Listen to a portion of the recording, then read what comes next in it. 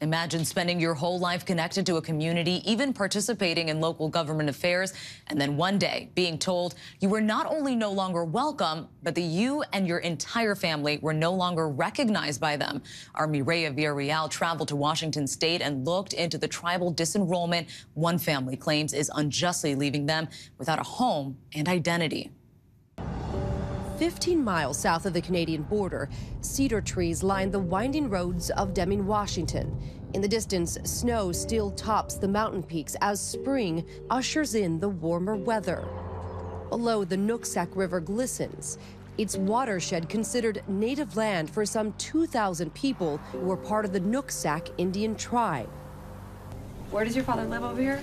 So his house is straight down here. Oh, right, okay. Yeah. Michelle Roberts expected to own her home by the end of this year, but the Nooksack tribe is trying to evict her because she's part of the 306 group. The baskets my grandmother weaved. 306 people from the Rebang family who were officially disenrolled from the Nooksack tribe in 2016.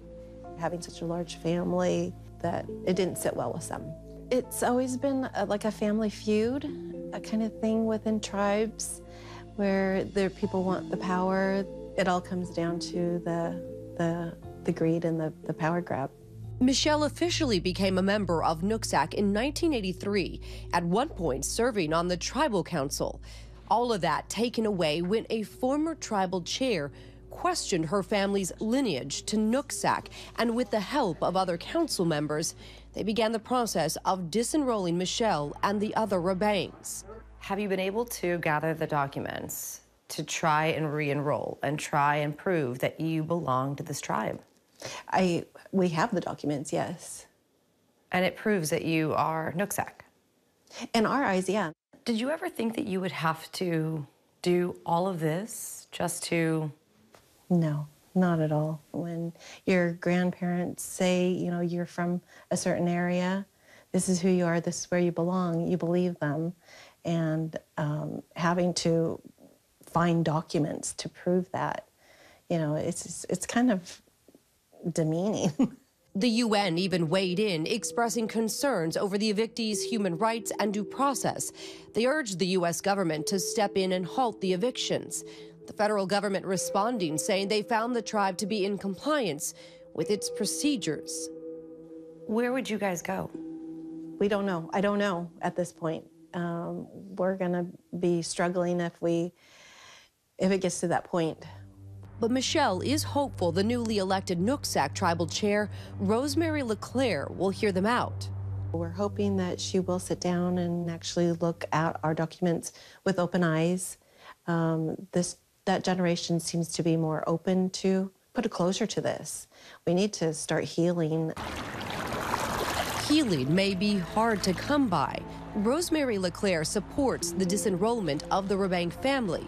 In her first ever interview, she says this has nothing to do with power and everything to do with preservation. I don't want to string along hope. That's not who I am. I need to defend the Nooksack people.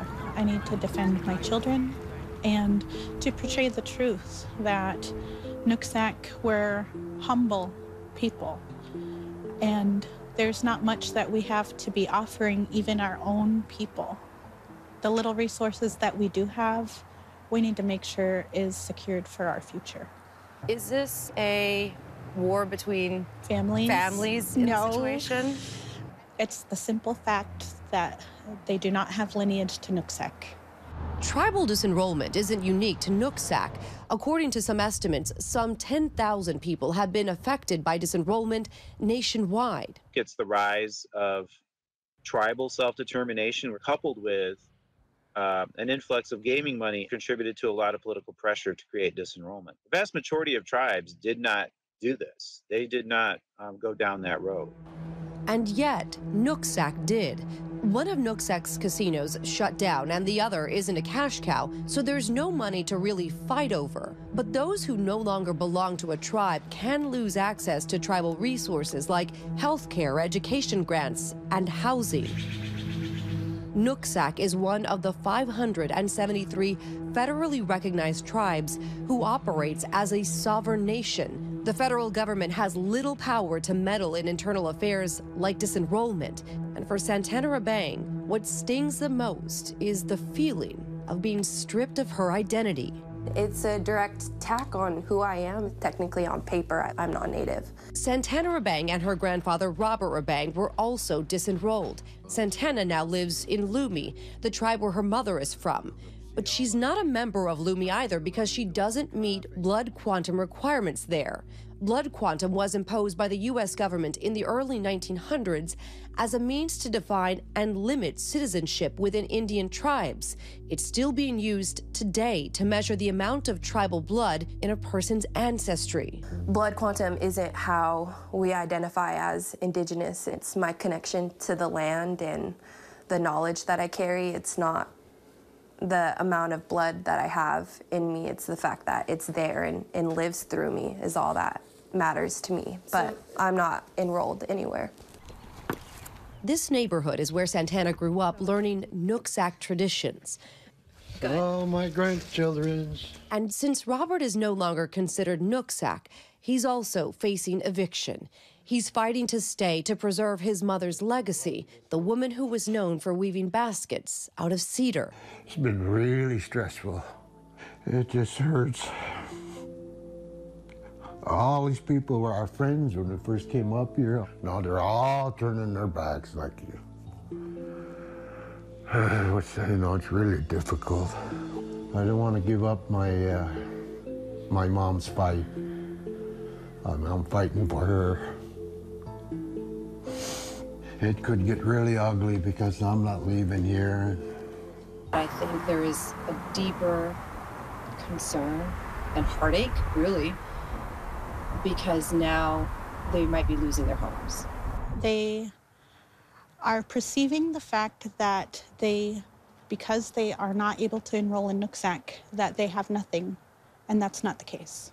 They have options to housing, just like all people have options to housing. They just do not have options to housing with Nooksack. Rosemary says housing is hard to come by, and that's why they're pushing hard to make the Rabangs leave.